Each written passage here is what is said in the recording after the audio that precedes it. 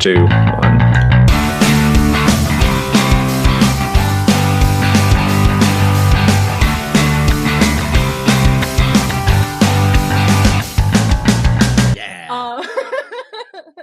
Hey everybody, welcome to another episode 21 of On Beat Off Script. My name's Brandito.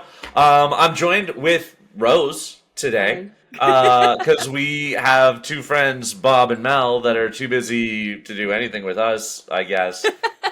We got left home alone to argue about things. 100%. Like, honestly, this is going to be probably the most intelligent takes on the music, I think, all things considered. Which is a good thing, I think. Most accurate, you know? For everybody. Yeah, I feel like we're going to agree on a lot of shit and kind of go from there. But before we get into the music and kind of stuff, how are you doing, Rose? How's things? I'm good. I've been busy as sin. It is peak of marching band and competitive marching band season here in North Carolina. So, been real busy. We're coming at the end and I am so excited for that. I am ready to take a nap. 100%. I feel you there. I feel you there dearly. Yeah, truthfully, like, honestly, for me, it's been kind of the same shit. Like, I'm trying so hard to get caught up on new music and stuff like that. The crappy time about this time of year specifically is, like, it's box set season, because everybody, like, wants to put out their box set of, like, 5 hours worth of music, which is a solid way to, like, really get to know some of these artists. It really is. But everybody needs to space it out a little bit. Well, like... 5 hours of music is a lot of music to try to go through. Oh, yeah. So, like, it doesn't go over very well on that side of things. So, like, I end up falling so far behind this time of year. It's just impossible for me to keep up with everything. Plus, like, you know, life and all of that kind of stuff happening at the same time doesn't go over very well. But yeah. So, what have you been listening to? We always like to... We got some good albums that I'm excited to cover and shit like that. But I want to know what's been new with you, Rose. Like, what have you been listening to? What's going on your side of things? Is it just going to be K-pop Demon Hunters? Because I feel like you're a K-pop Demon Hunter person. I haven't watched this thing yet. I really liked it. I did. No, but, so I've been really just deep in the band music scene lately. One of the ensembles I work with, we perform in 2 weeks at our state conference. So listening to a lot of their performances to critique and find things that we can work on and improve. So I've been listening to a lot of recordings of those songs. So things like Bayou Breakdown, which is a great piece. If you haven't heard it, you guys need to listen to it. It's fantastic. Listening to stuff that we might have. What do you mean? I have it on repeat too. Oh, right? It's so good. Brent Carrick really did something there. Yeah. That guy. But listening to, you know, some pieces that we're considering for future performances, so a lot of, like, David Maslanka compositions, even listening to some stuff from Lohengrin that Wagner did, Elsa's Procession, like, specifically. Doing a lot of woodwind quintet stuff because, you know, I'm now running some quintets for things. And then also, just because it's fall season and it's the perfect time of year, I'm re-listening to the Over the Garden Wall soundtrack because it's so good. Over the Garden Wall? Yeah. Oh, I forgot how nerdy you are about music. Yeah. I forgot about that. Yeah, so it's been a nice little, like, comfort break in the midst of all of that and all the marching tunes and everything. So I'm very behind on anything more current, but I'm having a blast in the little band sphere I've been in today. There's gonna be so many people. They're just gonna be like, I don't know what she just said. Don't worry, guys. Genuinely check out Bayou Breakdown. If you take a chance to listen to one classical piece of music, make it Bayou Breakdown. It's such a good time. It really is. You gotta listen to it after this. I will give it a shot. You're gonna for sure have to remind me, because there's zero chance I've been thinking about listening to any classical music at all. I'm sending you a link right now so you'll listen to it later. Oh. That's it for myself. So I've been rocking my CD car, or my car CD, I guess I should say that in the right way. Really fun Canadian content. I was rocking some Chaos, which truthfully I did not know. Joyous Rebellion might be one of the greatest Canadian hip hop albums of all time.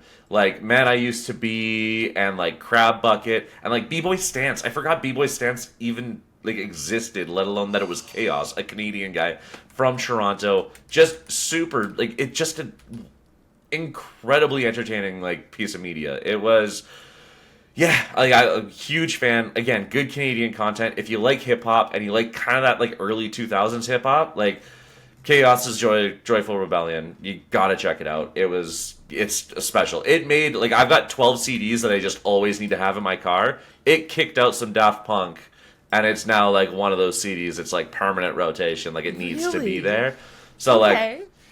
It's, like, still on the lower side of it. Like, I'm not saying, like, it's, like, deep, like, fundamental in there. Like, it might get replaced as I keep going through all these CDs. But, like, it's still good enough to have made a replacement. Oh, yeah, 100%. Like, it was that good. I was so entertained, and, like, I'm excited to go back to it. It was awesome. And then, one of the albums that I've been listening to, I did get to some new albums over the last little bit. Blur with 2 R's by Joanne Robertson. Really cool, especially going through like fall season. Fall is folk time, in my opinion. It is the time for sweaters and hot cocoa, and that's what folk is all about. And like, it's weird. Like, I could only describe Joanne Robertson as like this album sounds like post folk. Like, really deconstructed, really quiet vocals, but really pretty and kind of haunting at the same time. Like, perfect time of year. Last week of October, listen to Blur, 2 R's, Joanne Robertson, just a really, really cool album. Like, and it got some, like, pretty solid critical acclaim. I think it deserved even higher than what it ended up getting, because I'm like, this is just really, really cool. It's a unique take on folk music. It's not stomp clappy. It's not hyper bluegrassy. It's, like I said, I can only describe it as like post folk, which is a weird term. I don't think anybody's ever called anything post folk, because folk by itself I'm can be intrigued enough post-folk. that I just went and added it to my to listen playlist. So. It's so cool. I really, really personally enjoyed it. But yeah, so that's what I've been listening to. But on the note of folk, we've got some cool albums that are coming up, which I'm excited to review with you this week, because Mel and Bob are both gone. We did skip the singles because I hate looking for singles more than anything in the world. Nothing makes me despise an artist more than if you're just a singles person. Rest in peace, James Brown. But like, what the hell, man? Whoa. It's really funny actually, because so I'm in a group that we do like an album review thing, and we like post an album, and then everybody like listens to it. It's like that I do with my colleagues and stuff, and my owner, actually, it was his turn. He picked Legend by Bob Marley, and he was like, I think I'm kind of cheating on this because it's technically a compilation album. I'm like, kind of, but like there's certain compilation albums that I understand because like based on how the recording setup was, like Bob Marley didn't necessarily have the time to sit there in a recording studio and record a full project. So a lot of his stuff was just kind of one-off singles. Nowadays, singles, in my opinion, are radio trash just to try to sell more records when they actually drop the full project, because the rest of the project isn't good enough to sell on its own. So, like, I refuse to look up. See, that's so interesting, because I've got, like, the polar opposite, where, like, yeah, they might be radio hits, but it's to generate, like, the hype so people are excited and pay attention for it. But what I've learned is most people's opinions suck. And so we're why we do this podcast, yeah. We're agreeing on probably. that part of it. Yeah. I agree that it is there to build hype, so it's supposed to be their best stuff, but it's just the stuff that everybody is going to buy. So usually it's not their best stuff. Sorry, did you hear Joanne Robertson singles? No, you didn't. Yeah, but I'm also not in Canada. Joanne Robertson is an American singer-songwriter. That's not well, I'm not wherever Joanne Robertson is. That's the problem. That's fair. Okay, well, I'm sorry, Joanne Robertson. I'm gonna listen, I promise. This is exactly what I'm trying to say. The really good ones don't have to put out singles because people are going to find their music and stumble across it. The bad ones put out a single that everybody's going to know, so they go and buy the album because all of the other stuff in between the singles probably isn't good enough to get the attention, which is a bad sign if I don't like the singles. Because the singles really pander to particular groups of people. That's all I gotta say. And then we'll go from there. But let's talk about the folk artists we are going to cover today. Really exciting. A little bit of a redemption opportunity for Miss Brandi Carlile. With her second album of the year, but the first one being a collaboration with Mr. Elton John, which Rose infamously disapproved of. So I was excited to see this with Returning to Myself. I was wondering how her return to herself is going to play out for Rose here, and then continuing down a folk-ish path. Actually, more folk than Brandi Carlile at the end of the day, but the folksy path is Of Monsters and Men. One of my first experiences of folk music that I really enjoyed, and made sure I had everything downloaded on iTunes back in the day, with All Is Love and Pain and The Mouse Parade. And then finally wrapping everything off, we've got highly anticipated, to be determined how it's touted, Deadbeat from Tame Impala.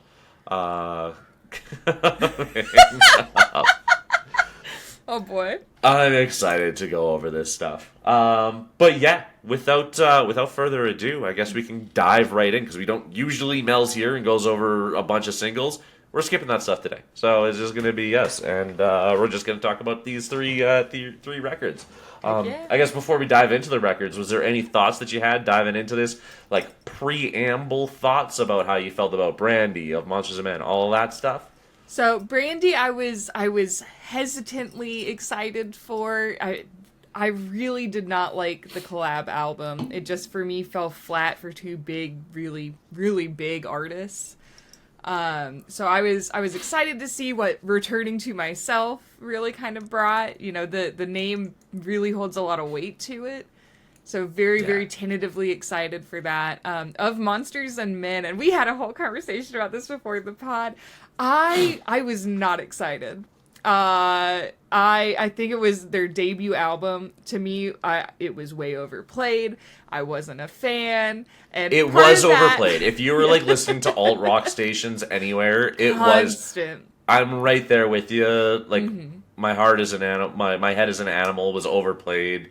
Little Talks was overplayed. Like Little Talks was all over the place, everywhere. Overplayed, and I think I was can also understand that part. Kind of in my pretentious music kid era where I was like really into bluegrass. I think at the time, and that really I was just like, this just feels inauthentic. Like, okay, girl, settle down. But so I was kind of ready to come in being a little bit of a hater for Monsters and Men.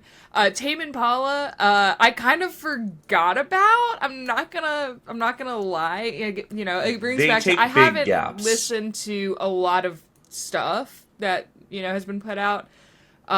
Completely forgot that we had reviewed his single off of this album, and was just kind of like, I don't know. I guess that'll be an experience, whatever that is. We'll figure it out. So I didn't really have any preconceived notions going into that one. 100%. Yeah, no, like I said, Brandi, I was excited to see how this goes, and see if she was able to redeem anything for you, because she is still one of the most storied songwriters. Oh, incredible songwriter, which is part of why the collab for me was so. Yeah, we're gonna talk about that. I do compare this album to that collab just because of proximity to one another. It's almost impossible not to.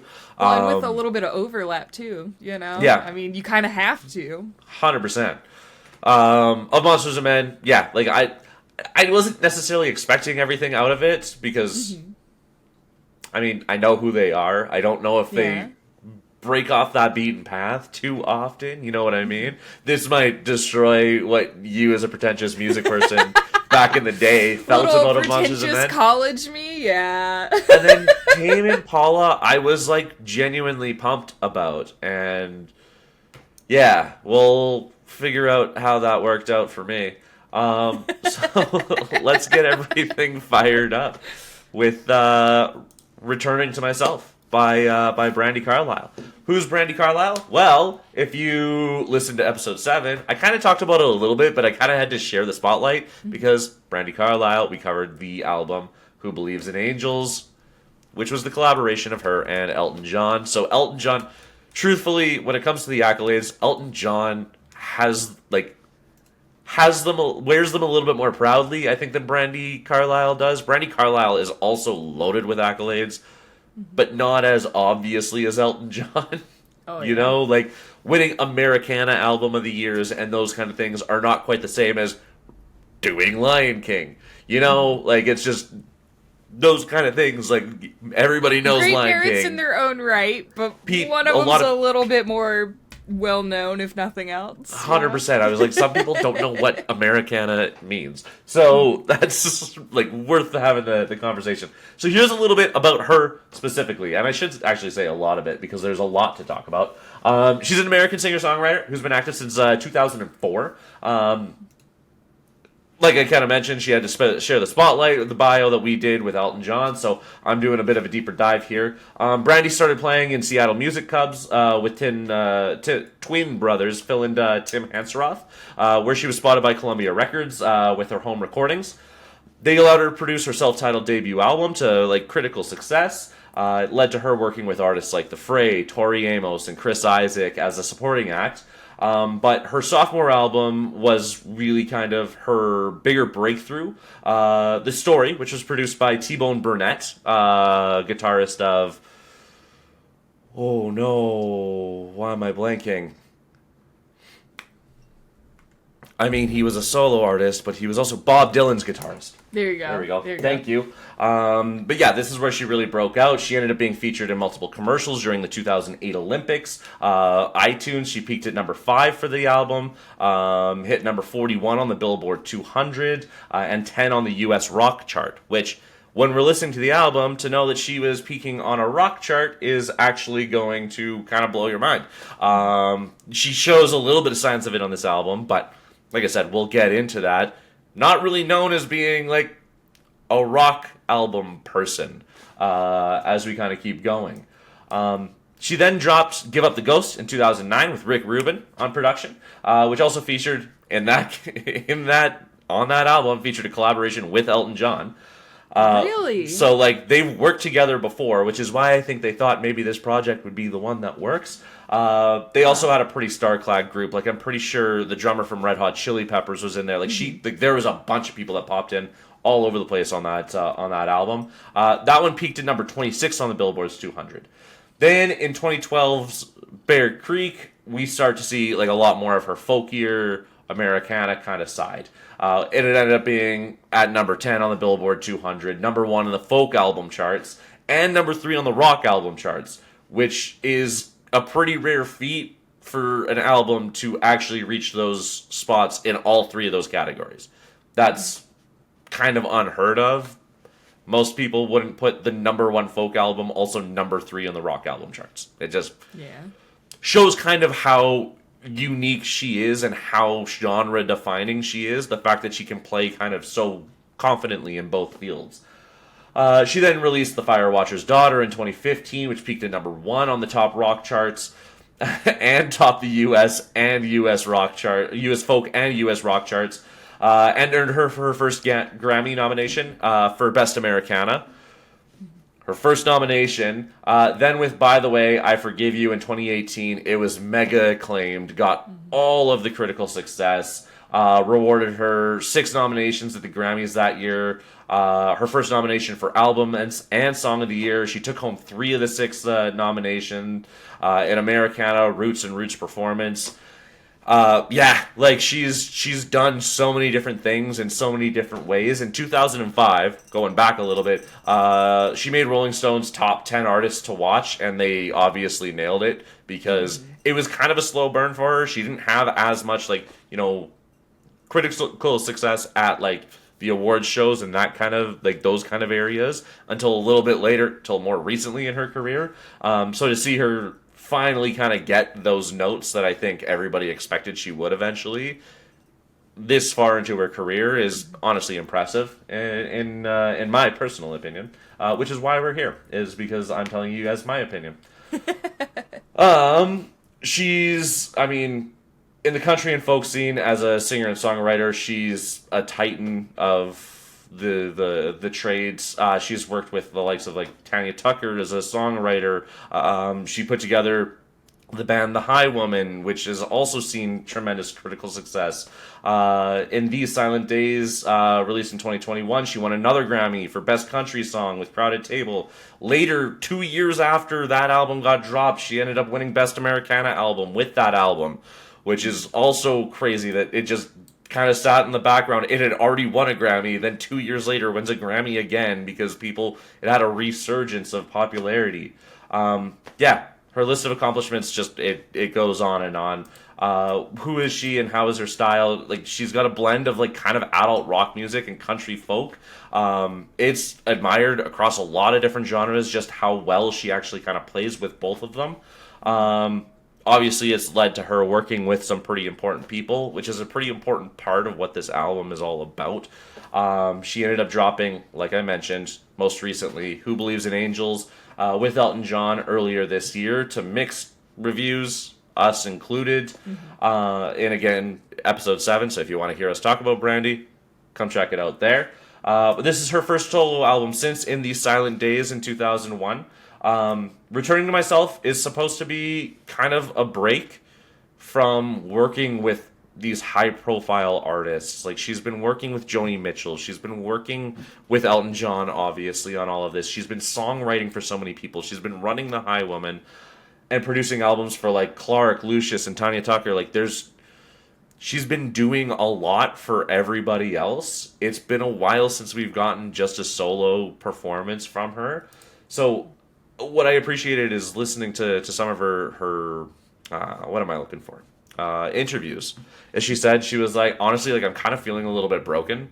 I finally have a chance to breathe, and I'm like, I haven't done anything for myself in such a long time. I'm gassed. I'm just tired. And she's like, this is kind of the perfect moment for me to write this music, because this is my first time when I don't have to plan everything that's going on around me, because I've got so many other people relying on me. I can just walk into a circumstance and hope that it works out. And yeah, that, like, honestly is kind of what this whole album is about, is returning back to herself after doing all of these things for everybody else and being like, cool, can I focus on what I'm doing right now? And so it kind of comes from a little bit more of a vulnerable place of, I'm tired, I feel kind of beat up, but that's why I want to write this and just let it go the way that I want to let it go, instead of constantly having a plan and think about every single next step that I'm doing. I'm trying to work 5 feet ahead of myself, and it's changing the way that I'm performing right now, which I think we kind of noticed a little bit in terms of how... Oh, yeah. I think that collab really showed just how much I think she needed a chance for her, you know? To, like, actually just take a break. And again, not have to think about anybody else other than herself for a little bit, because it's impossible to do what she's been doing.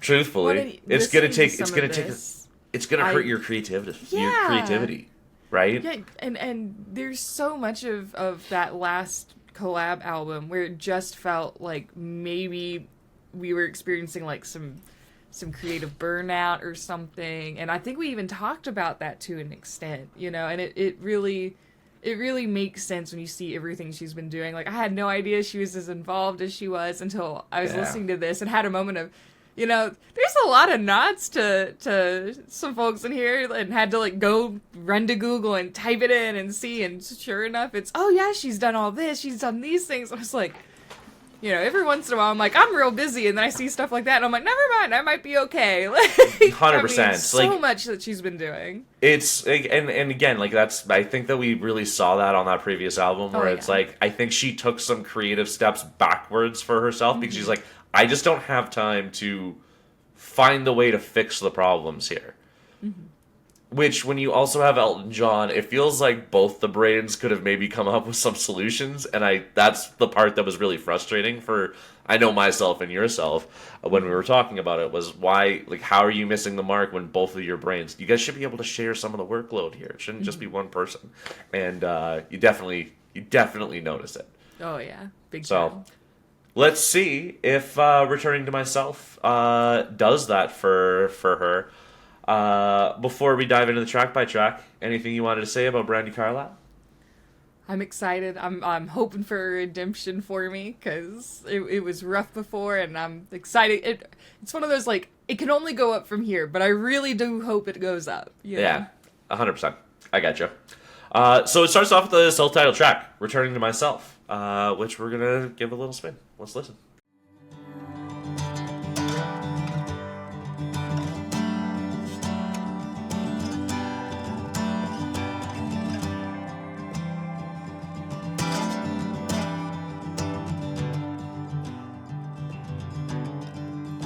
Is it evolving, turning inward? Oh, what an easy way to be. Only kneeling at the altar of the great and mighty me. How'd you feel? I liked this. It's definitely much more slow and pensive, but it's also kind of sweet and vulnerable. And for a track that not only is important enough that this is your title track, right? But with something that's as like poignant and heavy and weighted as Returning to Myself for a title, just kind of feeling and seeing some of that care and that desire to return and a little bit of like openness to it and kind of talking about that was really nice. It does feel like a very understated way to open, but I kind of like that given everything that she's had going on, just kind of really peeling everything back and just letting it be what it is. I did kind of like, the more I listened to it, was sitting there and I think there's an organ in the background of it and was just kind of like living that up, just really quietly underlaying everything, which just was really interesting. So For sure. I really liked the track overall. This one, honestly, I was actually nervous that maybe I wasn't going to love this album because of this opening track. This one didn't hit for me very well. I appreciated that it was a lot more of a return to the folk country version of Brandy Carlisle, especially after the Elton John record. Oh, yeah. And so I was excited for that aspect to it. The guitar work on it is gorgeous. It really, really is. Those high cracking notes that she's hitting, just like they're haunting. I wasn't able to buy into them though right away. Yeah, They're a little bit too yee for me, like in my opinion, like just a little bit too much. Her songwriting is great. I think that was missing in the collaboration with Elton. I didn't write that I hate that I'm going to be comparing that album to this album like so aggressively. And I actually end up kind of stopping that midway through the album, truthfully. Like I end up kind of Well, I mean, this starts to really become its own being, project pretty quickly for me. Yeah, with it being another project she did and is involved in, and pretty heavily for a collaboration.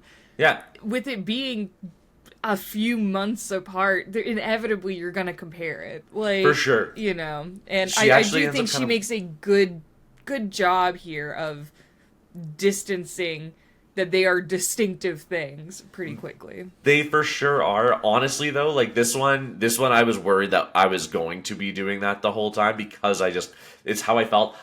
Truthfully, it was a pretty song. I'm not going to deny that at all. Those high notes were throwing me for like a bit of a loop, though, and I just couldn't get past them. For country fans, like especially like very traditional country fans, like that kind of yodel sound, I'm sure they love it. Not for me, like in any way, shape, or form. But see, for me, that wasn't egregious. It just felt it almost felt very reminiscent of like the feeling of like sitting on your couch with a friend who's singing, and like maybe it's just emotional. Maybe like, even like the I haven't really warmed up, but I'm just kind of doing this for me or for my people kind of like feel to it. And yeah, it also has like some musical roots in some folk or country stuff. But I don't know, it just, for such a sweet, like, vulnerable track, I really felt like it worked well. It definitely brings across the vulnerability, like, 100%. So if that was the intention of it, I mean, it nails that. It just, music, like, sonically, just didn't really do a whole lot for me. But that's fine, because she's only human, which takes us to our next album, or next track, I should say, Human. Let's give it a spin. We know by now the time does not take sides. We're only human. I don't need to see how it ends. Tell you that we'll never be here again. We're only human. I just want to feel my face in the sun. I never really wanted to hurt anyone. Forever only means we had a good run. We don't need to know right now.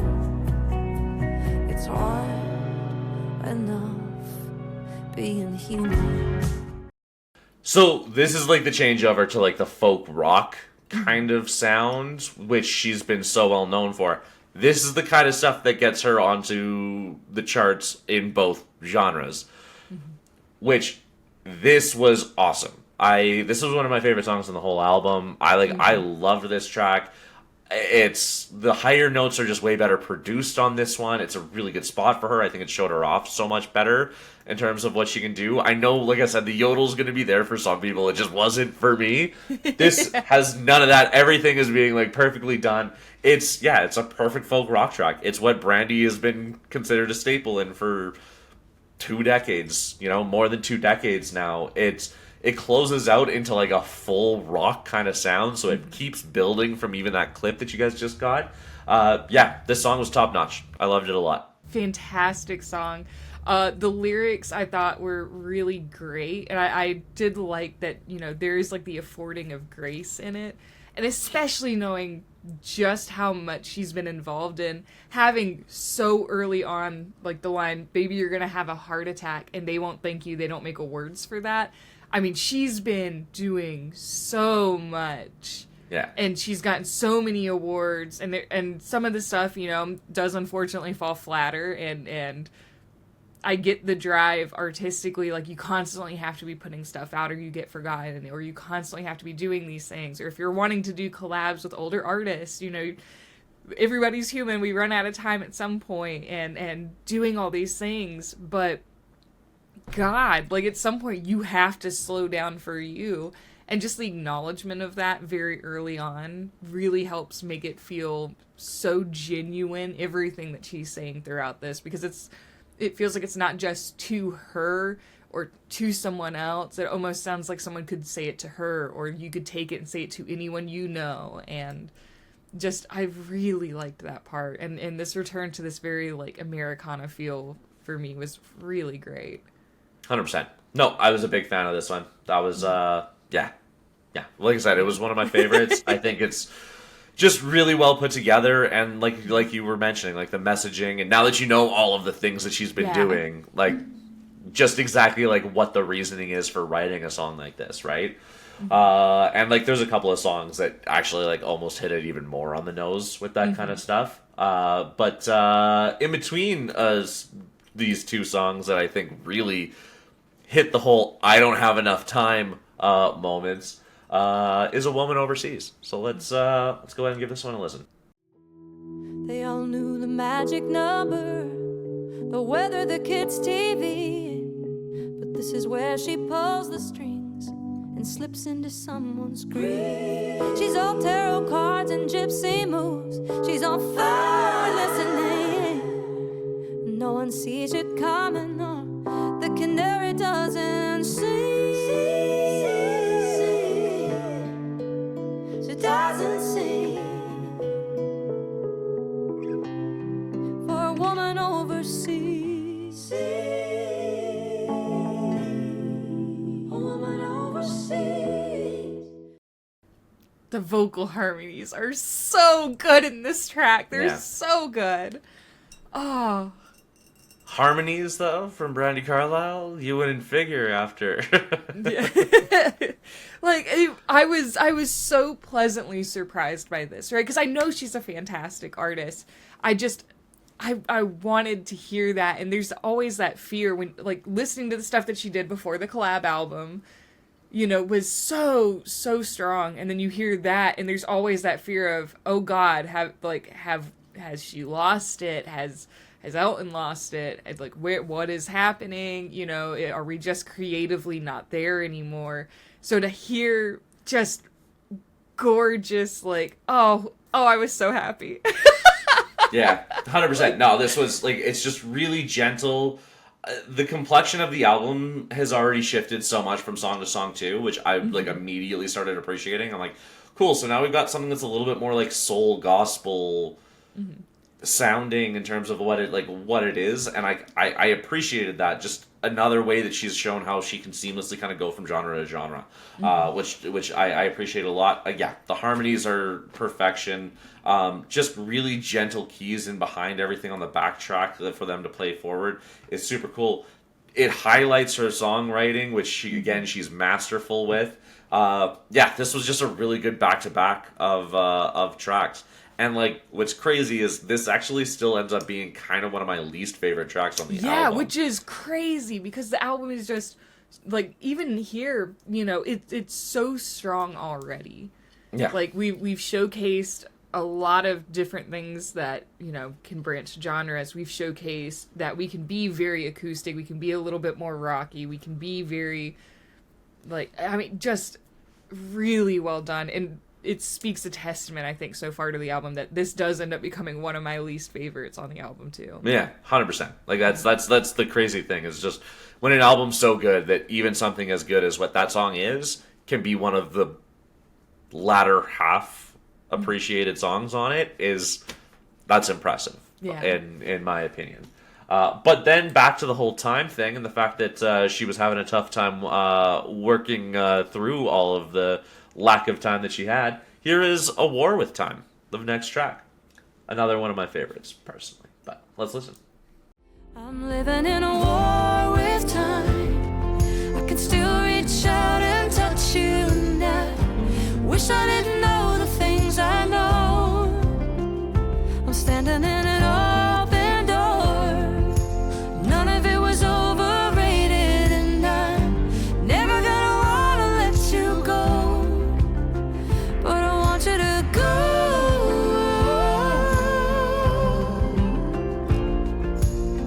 Don't even ask me, just go. I love this one. Yeah, I was such a huge fan. It's really pretty, again, just oversimplified guitars with her vocals and songwriting to be able to take front and center, which I think is perfect. We're going to hear where somebody decided to let their vocals go all the way into the background to the point of almost non-existence as we move forward through the couple of other albums that we're going to be covering today. So to hear her just, like, own center stage and have that, I think was awesome. It's very folk country, so it's truthfully, it's a lot more Yee, but in, I think, a really tasteful way. The slidey guitar is just kind of softly behind everything, so it doesn't corrupt the identity of the album that they've already created and established so far. You get these kind of rocky spots. It's really pleasant. It's Americana all the way to its, like, fundamentals, and I think, like, it's going to be a perfect bid for another Americana Grammy, in my opinion. I haven't really heard anything else that I think comes close to it. It's got these hints of pop that I think make it just timelessly approachable. I think that anybody could listen to that song and agree and just say, yeah, that's good. Like, it's nice. Even if you're not a country person, if you're not a folk person, if you're not a rock person, if you're not a pop person, I think it's just got so much for everybody that it's an easy, really approachable song. Well, it's just, even just the sense of yearning that she kind of works into the lyrics.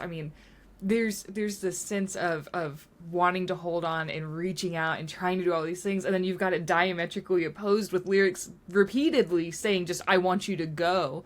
And that's so powerful in its own right to the song.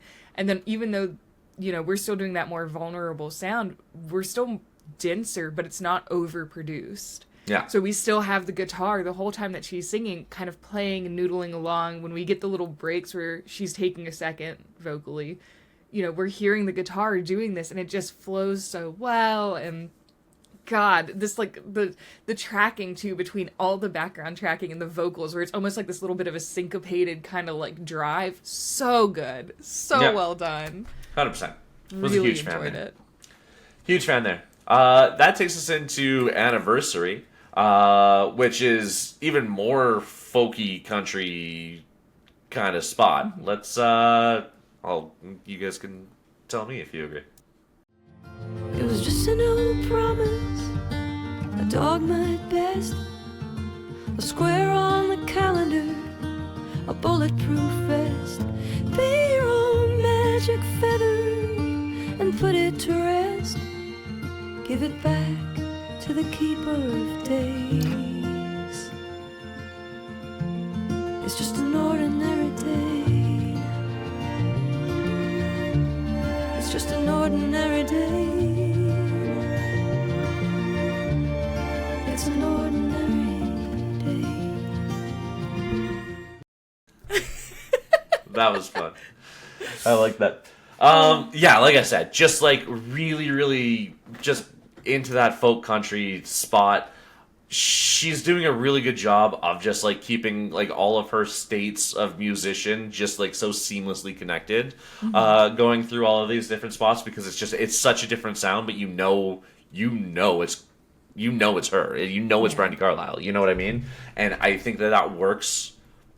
It gives the album just so much complexity without, again, losing what its overall goal is.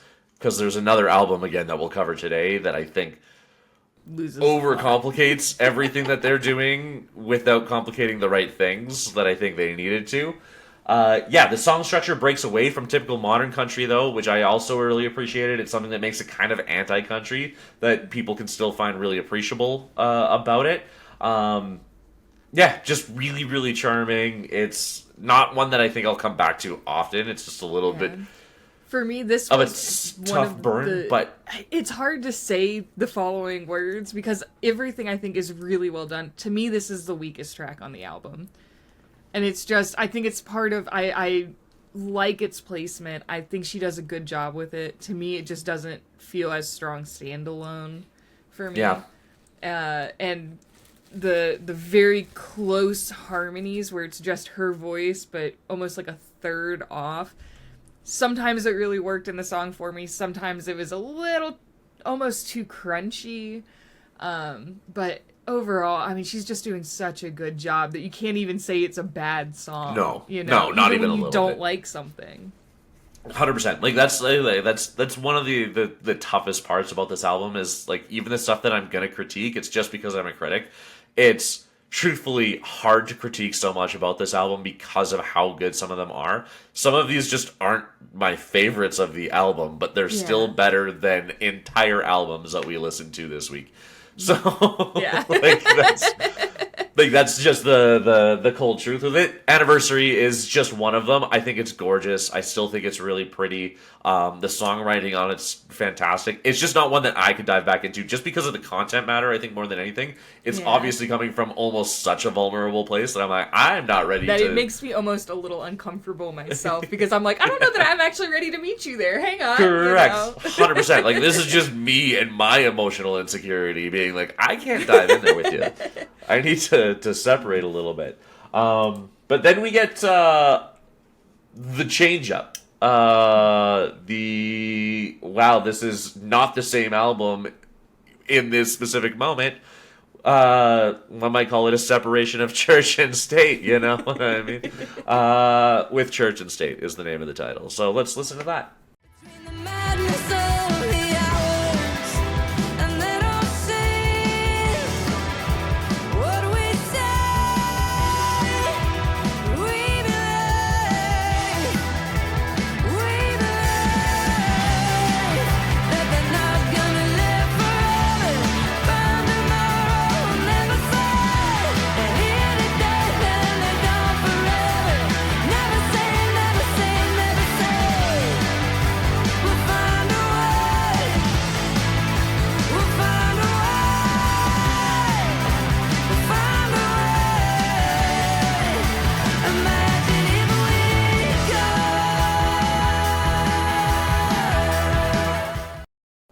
like this one. It definitely caught me a little off guard just how rocky It's so it out of is. left field.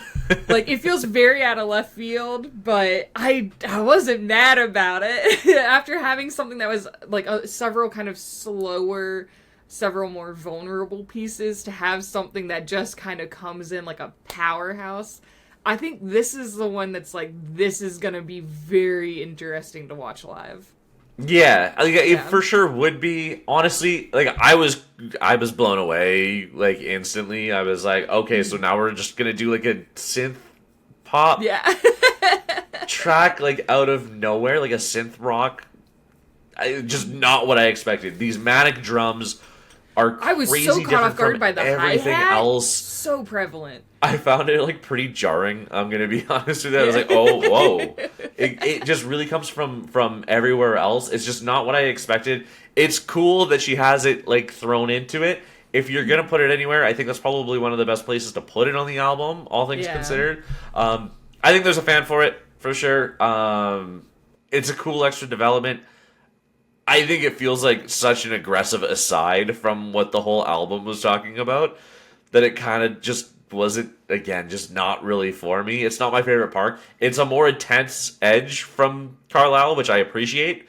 And I think if she had an album where she's just doing that, which is kind of similar to her like 2000s stuff, I would have had a lot more appreciation for it. But I think she put it into this album to like break the monotony.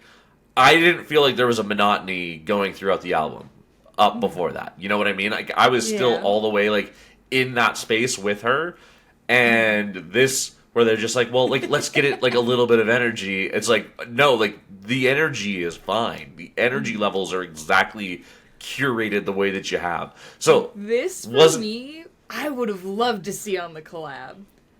I think this could have been really excellent on the collab, and I For feel sure. almost to an extent that maybe it was cut from the collab, or that she's like, I really want to do this on like my album, which is totally, you're right, and totally fair. It does feel as a collective out of place, but I like Yeah. the song enough that I'm not mad about it. like Like, it I was so don't good. mind the song. I just think in the context of the album, I don't know if it was the right play. Which is fair, yeah. And then that's the thing, is like, if you're gonna put this on this album, I think the middle is the safest place to put it. Because the way that the album goes, I don't think that you can't put it at the end.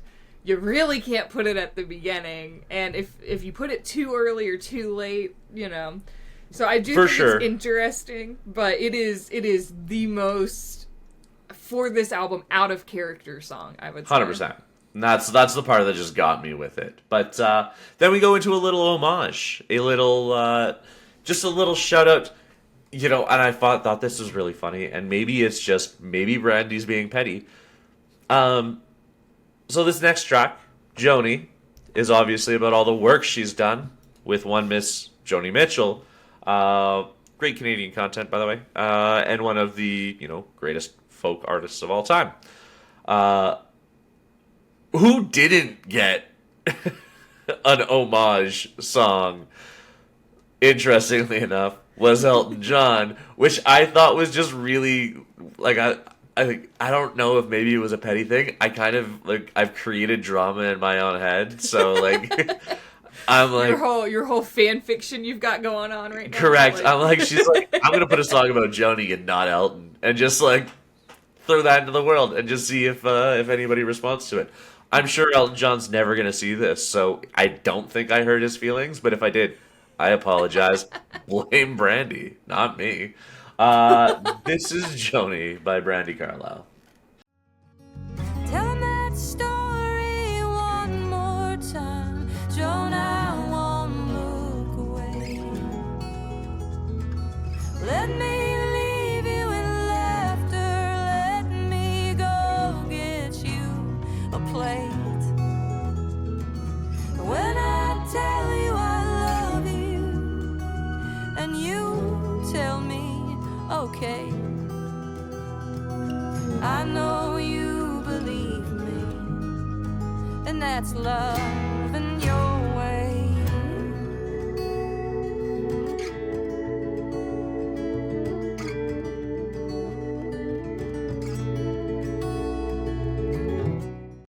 Yeah. Cool track. Again, not one that I would go back to over and over again. Obviously, it's meant to pay homage to Joni Mitchell. It's so Joni Mitchell coded. It's cool that she decided to do the homage to Joni and then also did it in the style of Joni. I kind of appreciated that a lot. Like, this is such a break from what her normal style is. Like, you would think that this is a Joni Mitchell song that she just got the opportunity to sing on, not necessarily that it was her own song about Joni Mitchell. You know what I mean? So I really appreciated that part of it. I think you got to shout out your heroes, and obviously Joni, I think, was a hero for Brandy, and the opportunity to work together meant that she had the chance to actually learn from one of her heroes, and really appreciated that. So cool song, love the context of it.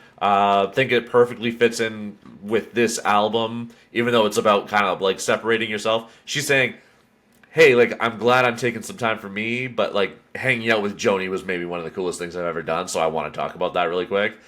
You know? It also feels like a nod to, like, yes, you need to take time for yourself, but you also can't just, like, fully pull away from people. Yeah. Right? It's still important to have that, like, community and that kinship and other people in your life. I know, I kind of countered what you said. I think this is one that I will be revisiting. To me, it reminded me so much of Joni Mitchell and her music, but it also, like, for me, Joni Mitchell holds a special, like, place in my heart. My aunt adored her music before she passed. Like, that was one thing we bonded over, and I think for me, this kind of feels like a little bit of a bridge for that. So I adored this. I mean, I love Joni Mitchell. I just listened to like 4 hours of Joni Mitchell literally like 2 weeks ago. Yeah. So I get it. I think because contextually, like, this wasn't necessarily a song for everybody. Like, I don't feel so like fair. this is a song, like, it's not a song for us. It's a song for her and Joni, just to be like,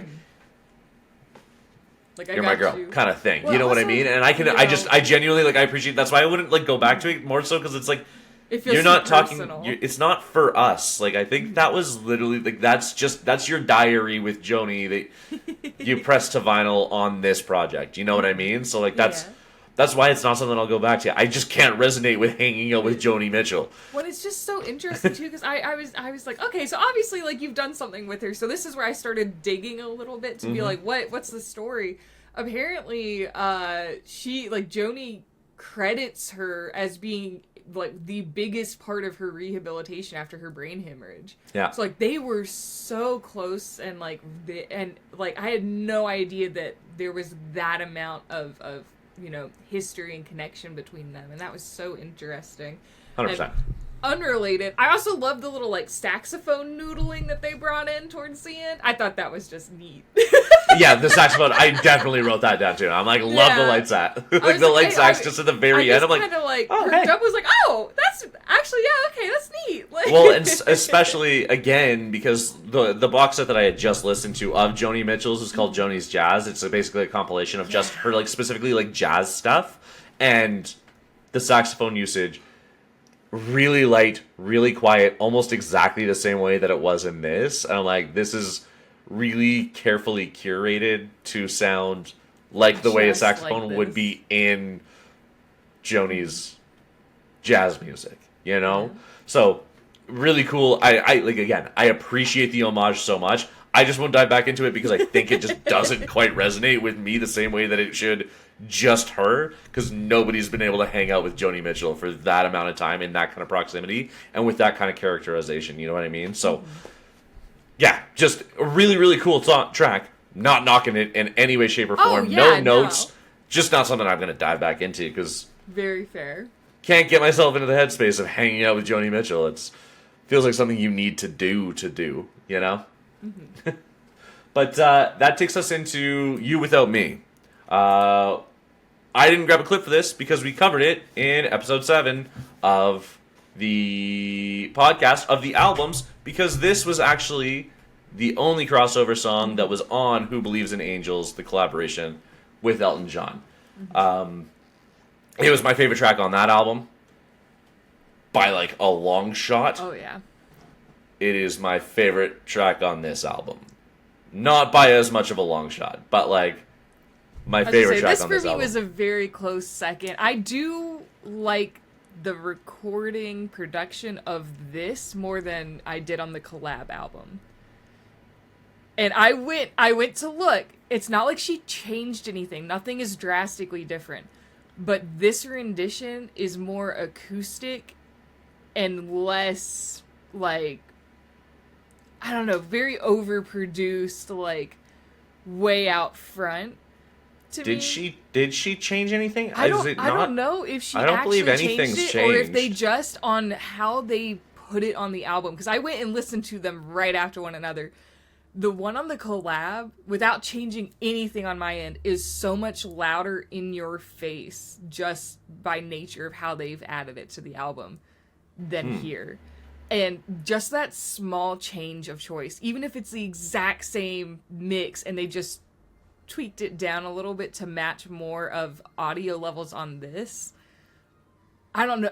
It was so good. It was so good. Really? Yeah. I was like, I don't know if they would have changed anything. I think you just need to turn and that's your the thing. headphones I don't even know. down. Like, when I first was sitting there, I was like, why do I like this almost more than the last time? But I think it's more contextually something with the rest of the album more than anything. No, literally, like, there's something audio level wise where if you listen to just the start of them side by side, one is significantly louder. At least on my end, without changing anything. And it was very interesting. I don't think that's real. I think that's super in your head. I appreciate it, though. Because Because obviously I like this album so much more. Right? Oh, this album is so much better. Compared to the two things. So I'm like, I feel like it might be more so subconscious than anything, where you're just like, I just like this album more, so I'm going to like it on this album more than I like it on the other one. You gotta listen. Listen, you gotta hear me out. I don't know if I can. You have what to. I actually There's thought was no one really else here to interesting, listen though, to. what I hadn't noticed, though, which is crazy, is just like how Bon Iver influenced this is, because she's worked a lot with Bon Iver in terms of like them working together. Justin Vernon and her, like,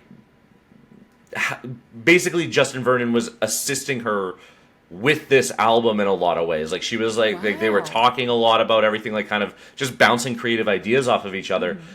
I didn't recognize that in this song, which is crazy because we also covered Sable Fable, that same episode by Bon Iver, that same episode that we covered this. We covered both those albums the same day, and I didn't recognize just how Bon Iver influenced this track was when we covered it as an album before. And that's when we had just listened to Bon Iver. Huh. We listened to both of those side by side right there, the same week, and I didn't notice it then the way that I noticed it now. Really cool. I mean, obviously, like, with that subtle filtering of those harmonies over top of one another. Again, that is like what Bon Iver's start to his career was all about. Like, that's what he did. Yeah, it's again, it was my favorite then. It's my favorite now, and it's a very well deserved favorite. Like, very well deserved. Beautiful. I think it's perfect, honestly, in my opinion. I've got 0 notes for this. If I just put a 10 out of 10 on a song, this would be one of those songs. This is a perfect song in my opinion. But yeah, it's so good. I'm curious. So have we hit your favorite yet? We must have. Yes, my favorite off of this whole album is A War with Time, and it barely edges out Human and You Without Me. So we're agreeing. We're gonna have a big agreement. We're gonna have a very good, easy day. Yeah, 100%. This is gonna go super smooth. That takes us into No One Knows, or No One Knows Us. Pardon me. So let's go ahead and listen to that. Kind of reminds me of the podcast a little bit. Don't be a stranger now. You never really know when the floor drops out. The day they drop the bomb, you won't hear a sound. Stay in touch. No one knows us. By the way, right across the street from the miner's grave, they built another field for the kids to play. I'll bring blanket for you just in case. I didn't want to bother you anyway. I like the cinematic storytelling in the lyrics here. Mm-hmm. I thought it was fun. I liked this one. And my only other comment on it was, I think I'm accidentally gonna rage bait you because I didn't write anything else. I had no other notes on this. I was just so fully lost in it. And to be fair, right, disclaimer to everybody, I listened to this morning before we recorded because it dropped yesterday and I didn't get home until well after midnight. So, Yeah. so I was having a really good time. So I had no other notes. I just really enjoyed this overall. Yeah, this was obviously it's a lot more Western country. You know, like it feels like a lot more like I don't even want to call it like modern country sound, which obviously Brandi Carlile's also made huge spaces in that genre as well. But I'm a lot more okay with this lower range of country stylings out of Brandi.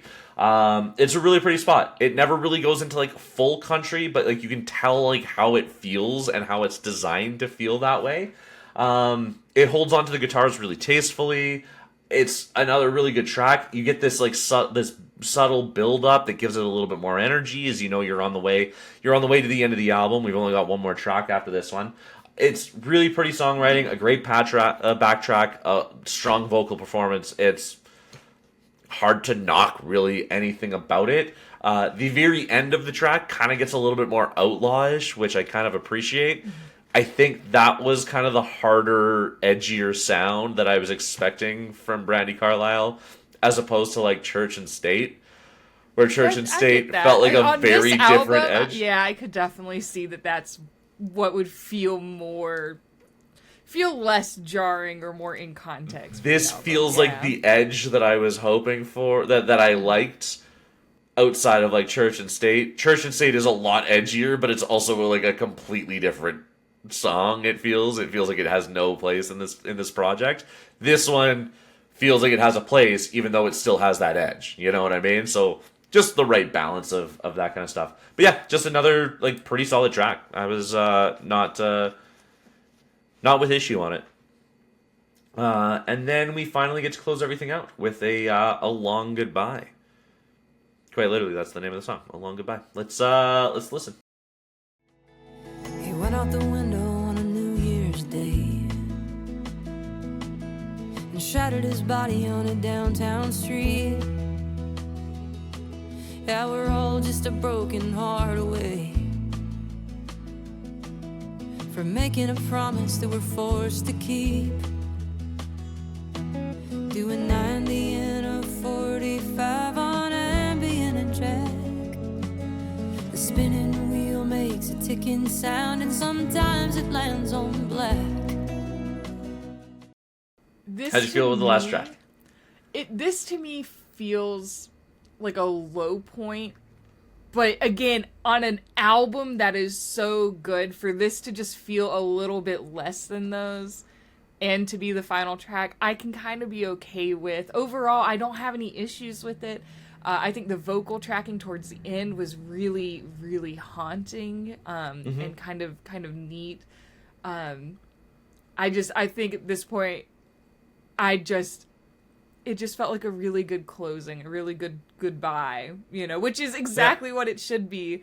But I don't know that it'll be one that I revisit, just because, to me, this is a really good way to end, and I don't know that I want it to end. You know what I mean? For sure. I get that entirely. It does feel like a ribbon. It really is.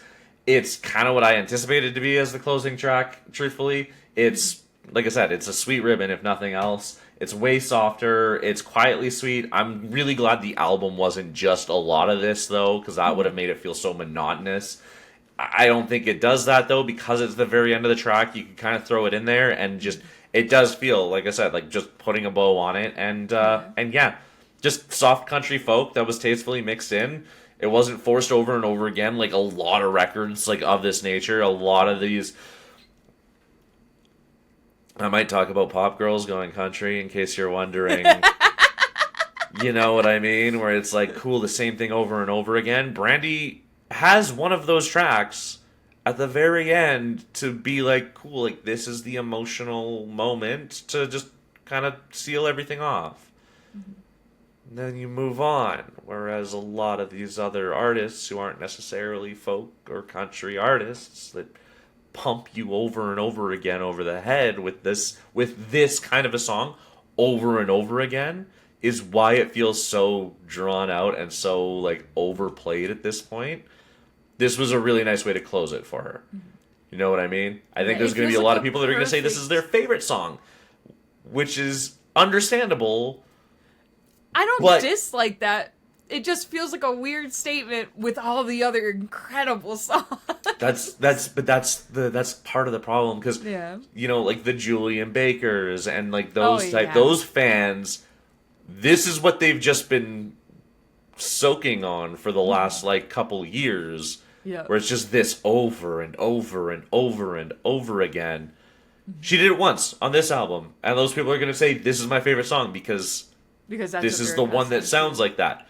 The difference is it can be tastefully added in without it being the only sound that you can produce.